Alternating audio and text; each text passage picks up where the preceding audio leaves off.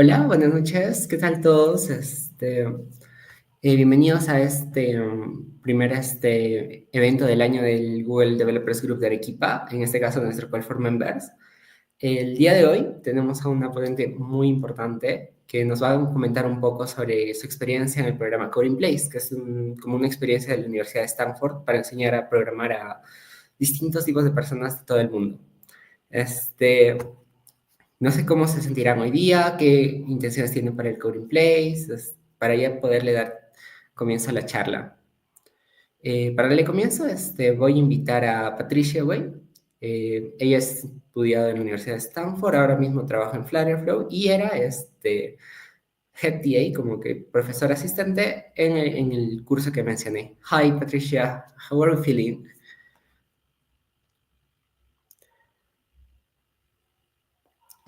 Sorry, the unmute button. I'm Okay. feeling great. How are you, Patrick?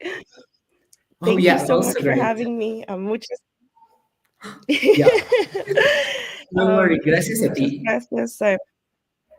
Yes, gracias a So, ti. what do you think about like the experience of doing volunteer job or doing volunteering in tech, for example? Oh, that's a great question.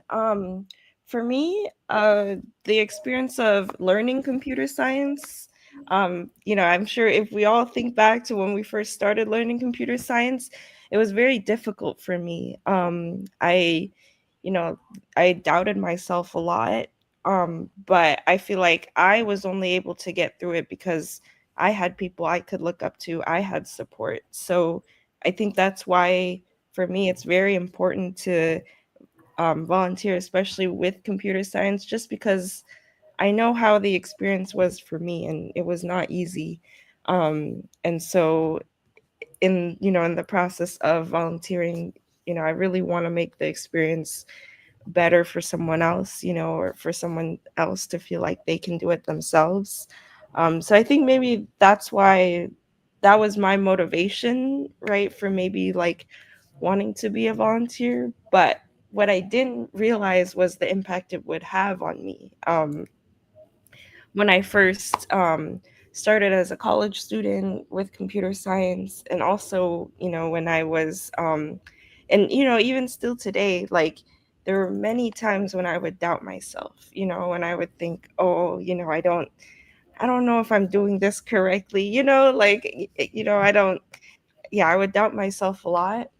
But it was in that process of, when I'm teaching computer science, when I'm helping someone else, I would always tell them, be very positive with them, right? Like, oh, I believe in you, oh, you got this. And I feel like in telling other people that, sometimes that, that positive energy would go back to me. And then I would always also think to myself, like, oh, if I believe in my students so much, right? If I believe in them, like, oh, you can do this, then I have to believe in myself too. So for me, I started as a way to give back, but what I didn't realize is it would help me so much too. Like, it would also help me build my own confidence and my own abilities. Oh, yeah, that's really inspiring to hear. Also, and how do you think the volunteering in tech is evolving, like in the last years? Are we seeing more initiatives, like CS50 from Harvard, like Coding Place from Stanford, and there are more and more and more people building community and creating value around the world? Yeah, that's a great question. I definitely think it's expanding, which always happy to see, because I feel like tech is such a right, it's a growing field, but it's also a field that I feel like everyone contribute their own uniqueness, their own perspectives to it, right? Whether it's an idea for an app that someone has. So I'm always inspired to see more initiatives to get more diverse voices in. I think one thing, uh, right, definitely like how Code and Place started, we started after CS50, and definitely very inspired seeing the work that CS50 is doing, right, to bring education accessible to more people. And I think one thing we do notice though is learning CS can be very challenging, right? So even with all the material, sometimes you just need to be able to talk to someone about it, right? Having that face-to-face interaction with someone. So I think that's a big reason why Code in Place was born. Even if you have access to all the lectures, to all the material, being able to still feel like you are in a community with a group of people, that you still have a section leader, right, or a teacher that you can look up to. But yeah, definitely, like, I love seeing all the initiatives. I also want to shout out one of my best friends. Her name is Leslie Espinosa Campomanes. She is from Lima, Peru, and she has also her organization Aleup, also serving communities in Latin America. So yeah, I'm definitely, like, I'm so inspired seeing everything, that's happening, and definitely want to do my best to support as much as I can.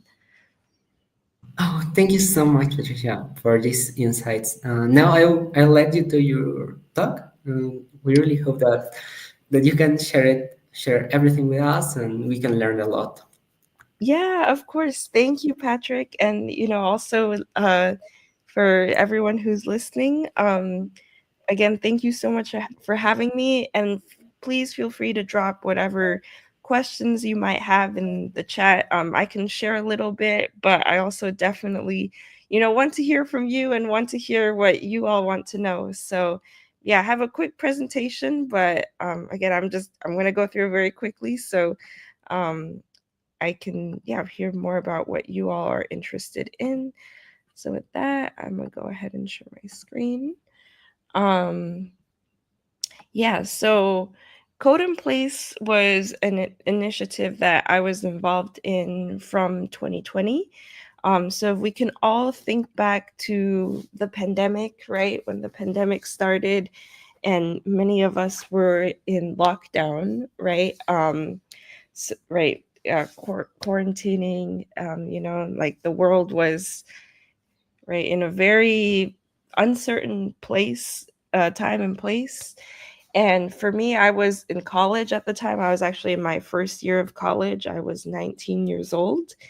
And I want to say, I think how Code and Play started, at least from my perspective, was we were, I know, as students, we were getting ready to enter, our spring semester. And the professors of Code in Place, Chris and Mayron, who you can see over here in this picture, they were about to teach CS 106A, which is Stanford's Intro Computer Science course, right? They were getting ready to teach it online since, none of the students were on campus. And I know they thought to themselves, oh, if we're going to teach online CS to a bunch of Stanford students anyway, why don't we open it up to the rest of the world? But they went a little further than that too. At Stanford, we have hundreds of students who take our intro computer science class, CS 106A. So, they also thought, if we're going to teach it to all these students, one thing that we have at Stanford is, even though the class is hundreds of students, every student is still put in a community of 8 to 10 students. So we're still in a small group. And so even though the class is so big, you still feel like you're in a tight-knit community. So they thought, what if we did the same thing for, the rest of the world? So they opened up applications for people to volunteer to become section leaders. And that's how Code and Play started. So I believe in 2020, I think we had about 700 volunteers from around the world. And so with 700 volunteers, that means about 7,000 students who participated. Um, and then in 2021, I feel like in 2020, we didn't know what was going to happen, right? I remember at some point we thought the pandemic was going to last maybe 2 weeks, but nope, continued and continued. So 2021, we did it again. That's when I became a head TA. 2022 we took a break, but we came back again in 2023 and 2024. Mostly because we thought it was so valuable, the community that you can create with people from all over the world. And, just being able to make this type of education accessible to more people. So a lot of things have changed from our first ever Code in Place. Now we have a IDE specific to the class. So if you actually go to codeinplace.stanford.edu, you can learn more about it, but you can also join the course yourself. So yeah, I'll drop the link in there later. Here, I'll sign in and also show you what you all can see. We learned many things, so I'll talk a little bit about them. Because, right, Stanford is a research university, and Chris and Mayron, who are the founding professors, they're also very involved in computer science research, especially computer science education. One of the things here is error messages for beginner students. So, if you all think about, right, when you were first learning CS, the error messages, right, they can be so intimidating. And so one thing they did here is using LLMs to craft maybe a more encouraging error message that also gives hints. So, for example, explaining the error function and how you can fix it. This is maybe one of my favorite new features, but also experiments that they added is because we have such a large community.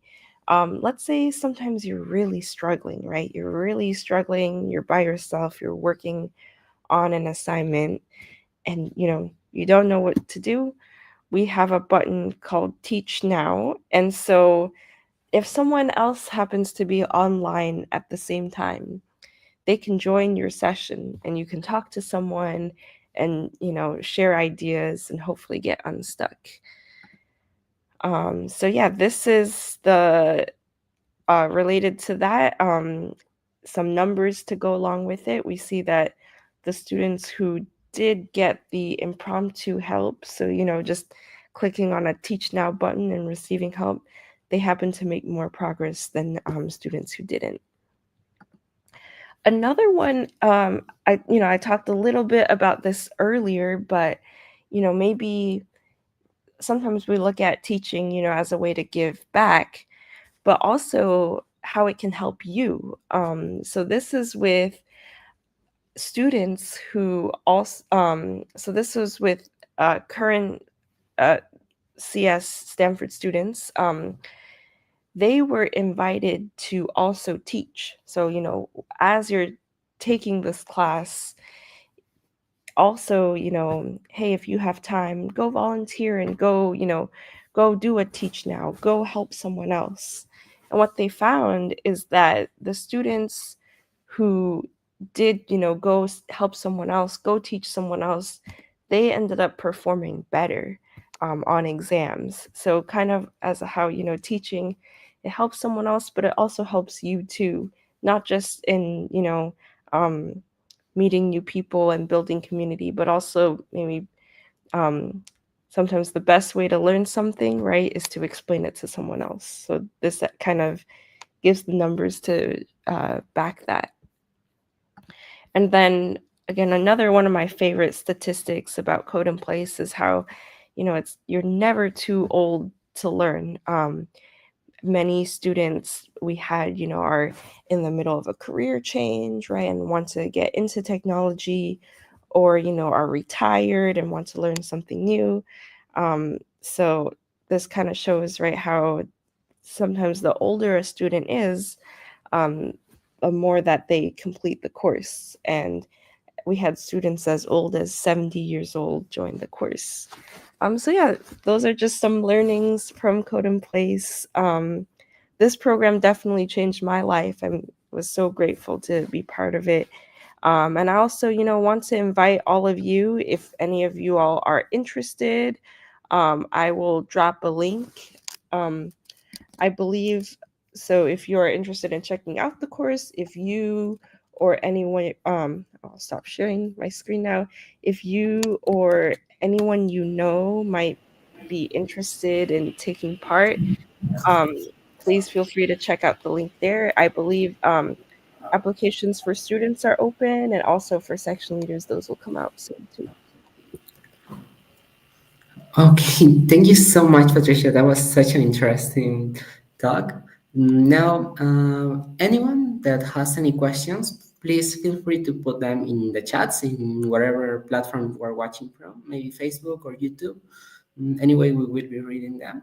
So, first question from Jose Vera. How much impact do you think this program has on the alumni? Ooh, that's a great question, Jose. I think one thing I've seen is how much you get out of it usually is correlated, right, to how much you put into it. I know a lot of there has been a really inspiring group of students who they did code in place together, and we have an online forum, right, and we have events, so they'll connect with each other right through that, and then they went on to form their own community. And after Code in Place was over, they said, "Oh, let's now learn," because Code in Place is the first half of CS 106A, the Stanford course. So they said, "Oh, let's get together and learn the second half, and then let's learn the second course, which is CS 106B. Then let's take this data science certificate together." So I think that has been really cool to see it, where now some people, because of this community, they have been inspired to go to grad school, or also shift careers in tech together. So that that's been one really cool impact, and a lot of them have returned as section leaders, but also as head TAs too. Um, so that, yeah, I guess that's one of my favorite stories.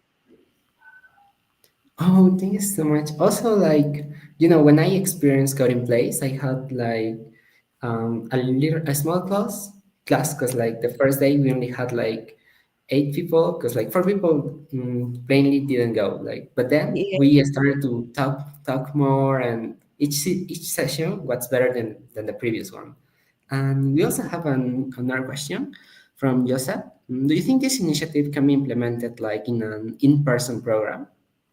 Yeah, that's a great question. Absolutely. In fact, I think, as awesome as virtual learning is, there are some things, right, that you just in person is best for.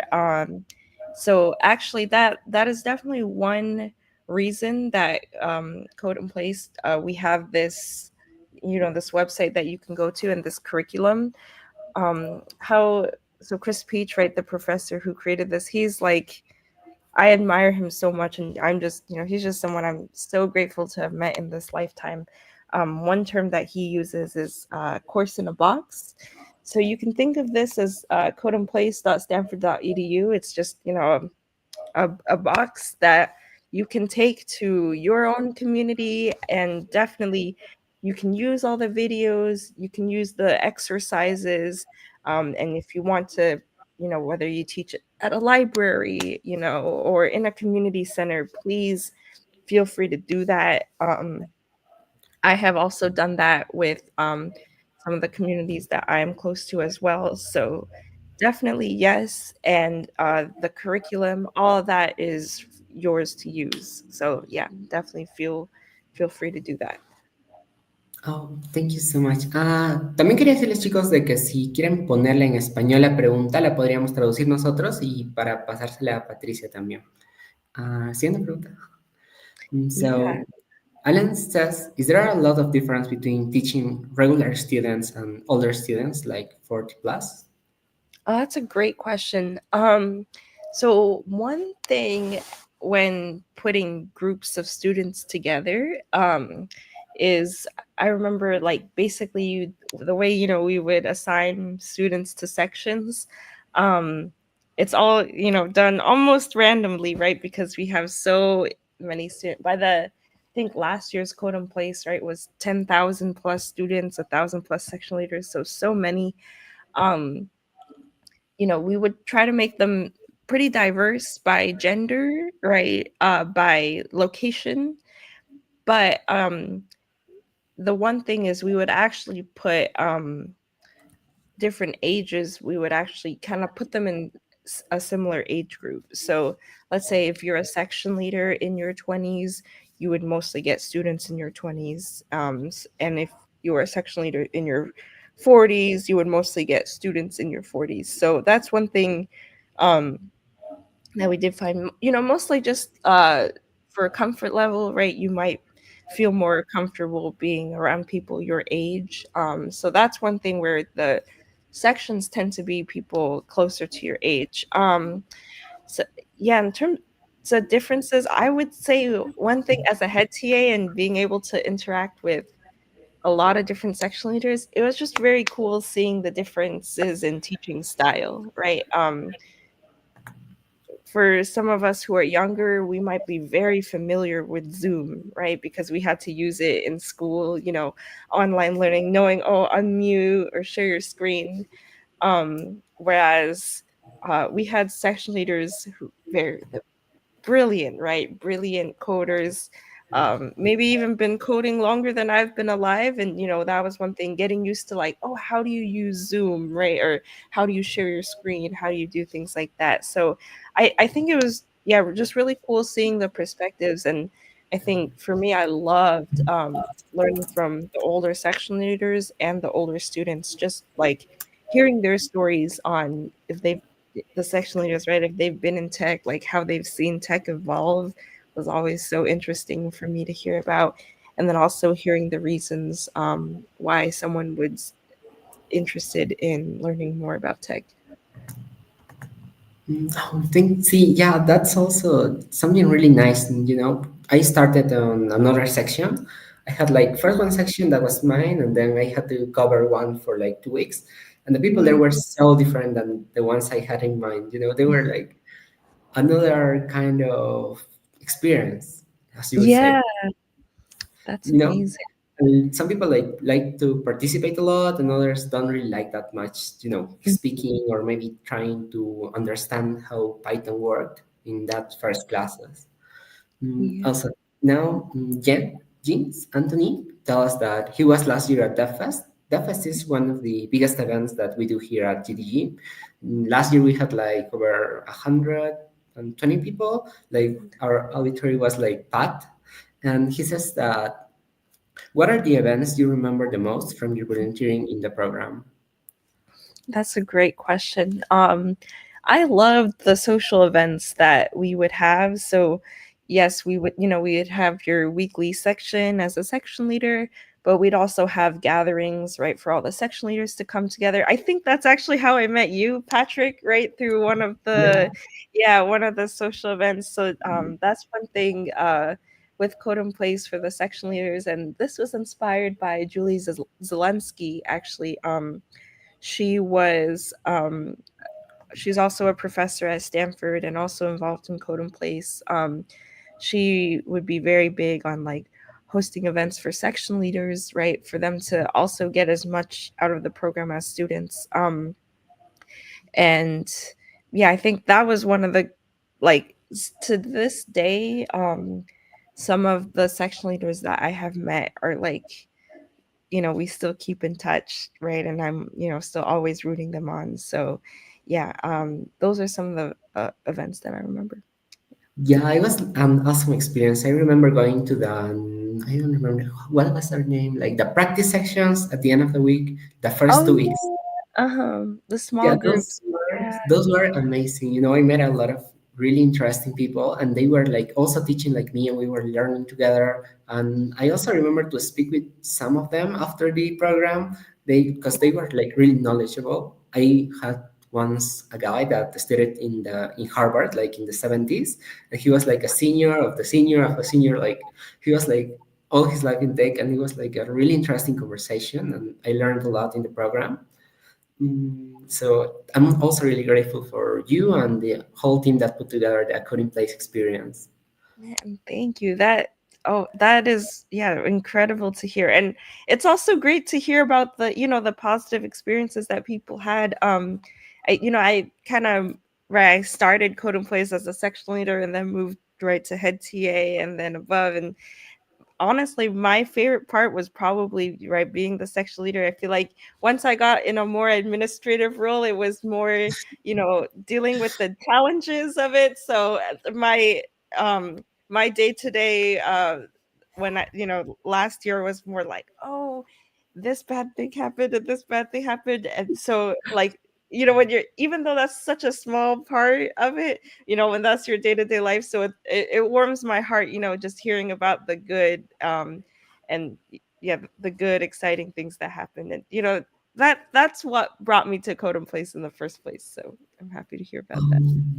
Yeah, everything. Thank you so much. I think we don't have any more questions, guys. If you have any question, like try to put it here, like 30 seconds. We're starting to count down.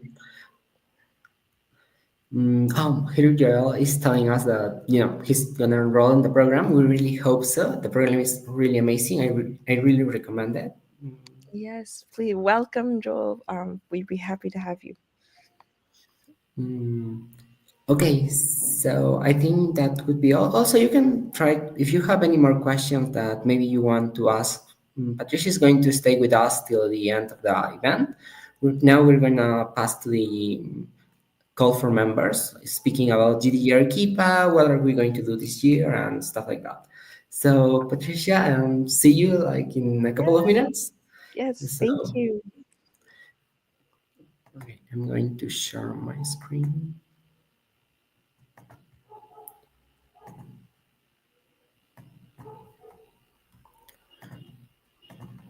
Okay.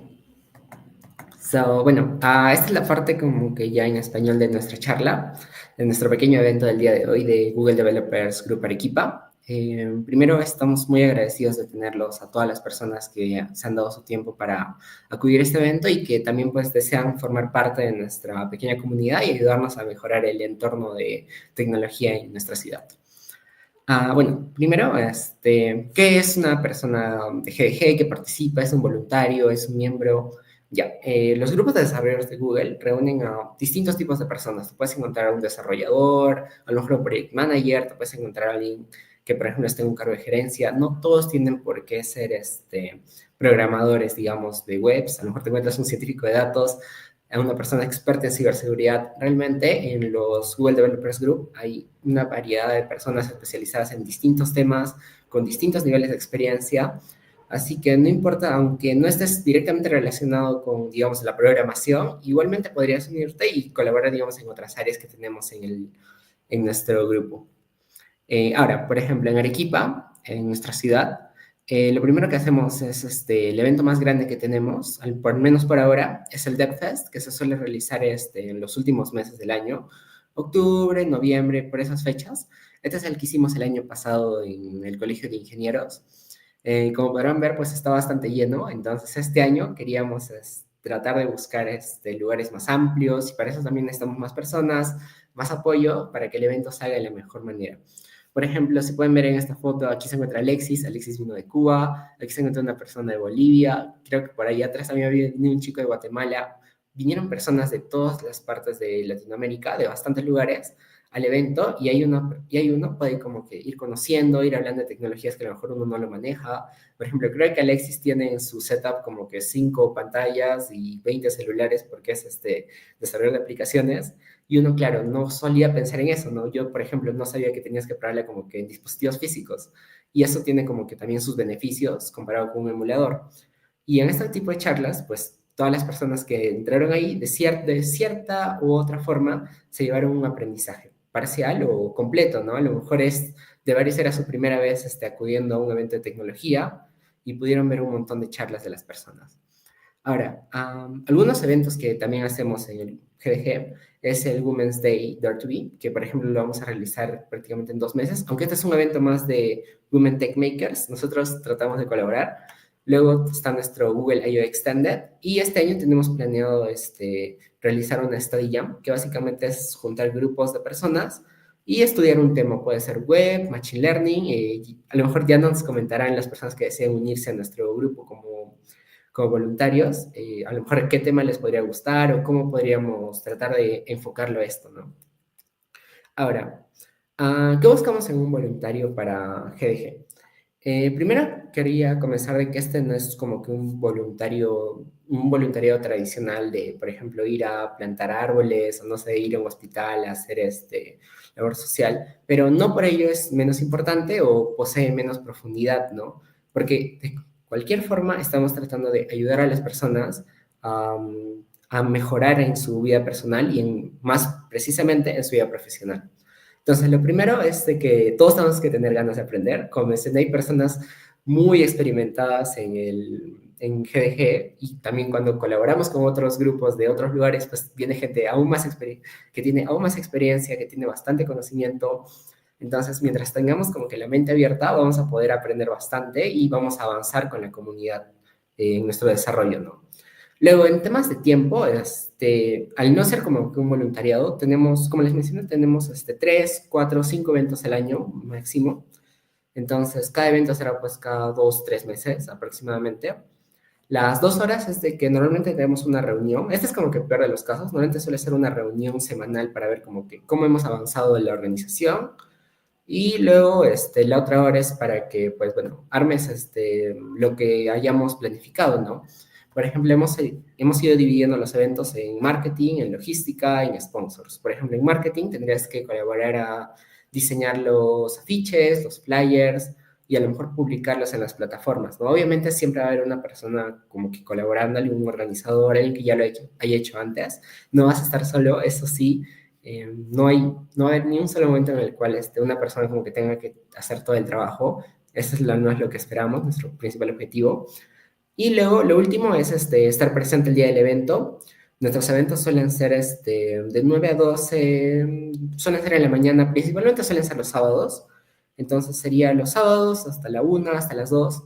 Y luego ya si deseas, pues a veces solemos tener como que alguna reunión de confraternidad entre nosotros o podemos como que quedarte a conversar con los ponentes. A lo mejor justo este ponente que has encontrado trabaja en el mismo área que tú y con que pueden conversar o incluso te podría ofrecer algún tipo de empleo o te podría comentar de alguna persona que está como que buscando para su empresa. Realmente, pues, la parte más importante donde vamos a tener como que más necesidad de las personas es el día del evento, donde tenemos que tomar asistencia, tenemos que ayudar a repartir los bocaditos, tenemos que ayudar a los ponentes, hay que presentarlos, a lo mejor alguien que le guste como que hablar en público, pues podría probar y decir como que aquí viene el ponente tal que se especializa en esto, esto, esto y tal. Ahora, otros eventos que también podríamos hacer como GG, pero en los cuales tenemos planeado hacer este año, sería, por ejemplo, ofrecer cursos. El año pasado tuvimos uno de Google Cloud, una hackathon que también se podría elaborar en alguna de las universidades o de los lugares de Arequipa, y promover más espacios de networking, ¿no? Para que podamos conocernos y compartir experiencias. Todo esto para construir una comunidad de desarrolladores que pueda trabajar en equipo para conseguir nuestros objetivos como GDG, ¿no? Que es llevar la tecnología, democratizarla a más y más personas cada vez. Bueno, ahora, beneficios además de Google, las personas que pues deseen ingresar ya como voluntarios, pues ya les comentaremos más cuáles son como que lo que Google aporta al grupo directamente, pero indirectamente, por ejemplo, en tema de networking, podrán conocer muchas personas de bastantes lugares y podrán interactuar con ellas. Creo que la parte más importante es la de interacción, porque una cosa es, por ejemplo, encontrarte a alguien y verlo como que desde lejos, ¿no? Al ponente, he ido a la charla y lo veo, ¿no? Que me ha contado cosas muy interesantes y he aprendido, pero de ahí a conocerlo y hablar con él, no sé, a lo mejor mientras estamos almorzando, o a lo mejor hemos llevado al ponente a conocer a Arequipa porque él es de otro país, y vamos como que conversando, se crea una relación más cercana, ¿no? Que a lo mejor puede brindarte más beneficios en el futuro. Luego, por el tema de aprendizaje, vamos a estar en un lugar como que rodeados de otras personas que tienen distintas habilidades, entonces siempre vamos a tratar de aprender nuevas cosas. Por ejemplo, a varias personas, mi compañero que publicó todas las publicaciones en Facebook, LinkedIn, por las cuales probablemente se enteraron del evento, él no sabía cómo manejar como que el scheduler de publicaciones, ¿no? De Meta, de ahí. Entonces, ahora ha logrado hacerlo y lo ha hecho perfecto, porque todo lo tiene ya programado y a veces como que nos quedamos un poco atrás, ¿no? También lo del stream, que ya lo estamos haciendo de mejor manera. Este año, por ejemplo, también estamos tratando de probar con nuevos ponentes. Patricia, en este caso, es nuestra primera ponente en inglés. Esperamos tener muchas más, si las personas como que apoyan este tipo de charlas más, que creo que sí, porque tenemos bastantes personas. Y por último, desarrollar habilidades y programas. Las habilidades no tienen que ser necesariamente de programación, también pueden ser habilidades blandas.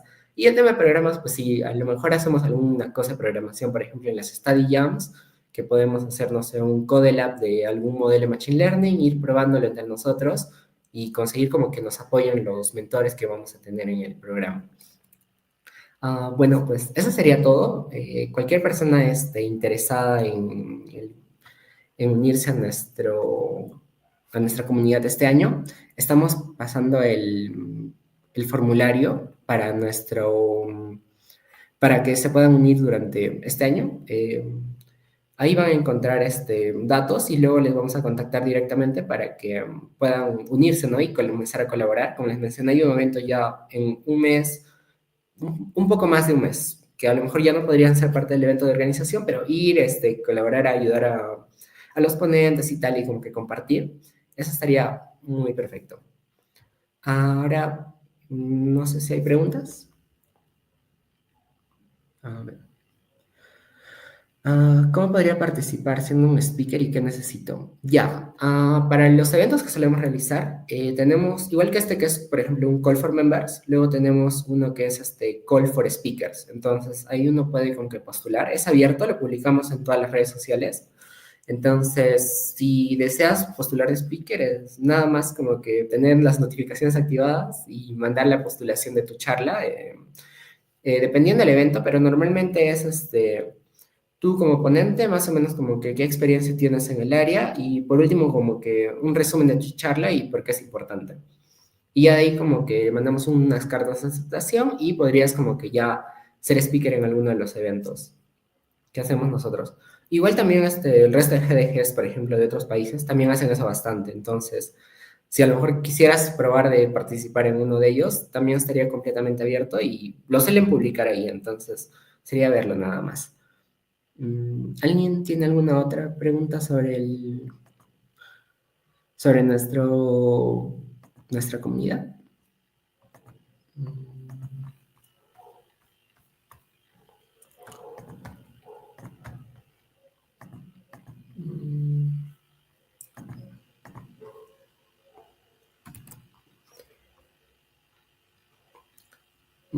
Ok.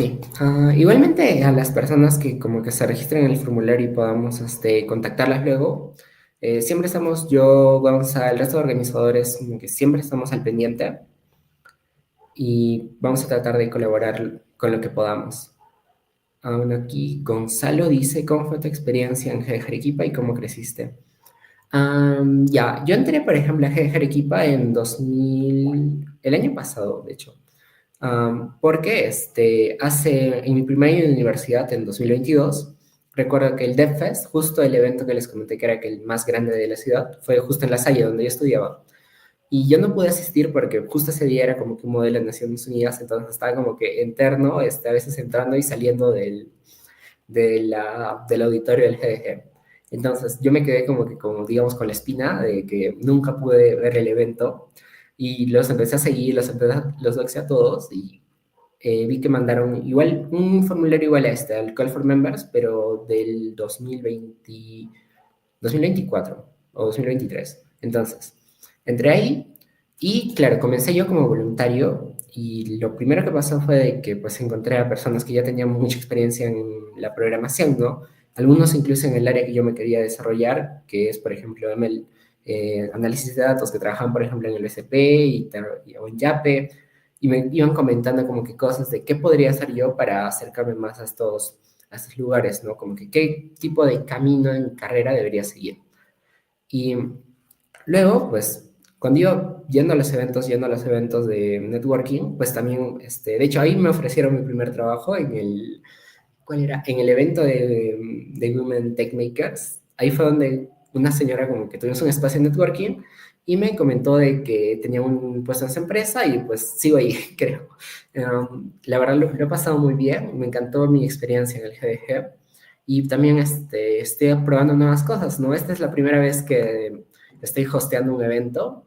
Lo hemos organizado principalmente yo y Nelson, que no pudo estar aquí por temas mayores, pero realmente estoy muy agradecido con él por colaborar con el marketing, y estoy muy agradecido con Patricia y porque me dan la oportunidad de pues, compartir un poco mi experiencia del GDG. Mm, si no tuviéramos otra pregunta. Ah, gracias, Joel. Sí, también realmente te esperamos. Está la convocatoria abierta y podremos interactuar entre todos. Esperemos verte en alguna de nuestras próximas reuniones. Mm, Bueno, creo que ya sería todo para el día de hoy. Voy a invitar a Patricia. Hi, Patricia. Are you there? Hello. Hi. Hello, thank you all so much for having me. Oh, no, thank you. Thanks to you, like for giving your time and helping us building the community here in our city. We are trying to grow like stronger and larger, and we are going to do a lot of stuff this year. We're so thankful for having you. That will be all. Thank you so much for being here. Also, muchas gracias también a todos los chicos de GDG. Recuerden llenar el formulario si quieren unirse. El próximo evento es en un mes, lo vamos a hacer como que otro y otro y otro y otro. Y vamos a poder hacer crecer la comunidad. Thank you so much for being here. Thank you. Thank you. So, bye.